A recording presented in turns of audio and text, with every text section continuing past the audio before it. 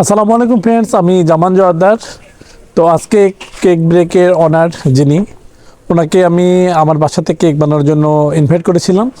তো সেই সুবাদে উনি আমাদের বাসাতে আসছে, সেজন্য বাসাতে আত্মীয়তার করার জন্য জাস্ট কিছু রান্নাবান্নার ব্যবস্থা করছি। তো এইগুলা একসঙ্গে আমরা খাবো। তো আত্মীয় মানে আসলে ভালো লাগে, টাকা খরচ হোক কিন্তু খাওয়া দাওয়াটা ভালো হয়। অনেক ভালো লাগলো যে আমরা অনেক কিছু পাক করলাম, অনেক কিছু খেলাম, অনেক ভালো লাগলো। তো আমরা দেখব যে কেক কিভাবে বানাতে হয়, কি কি প্রয়োজন হয়। তো এ টু জেড আপনাদেরকে দেখাবো।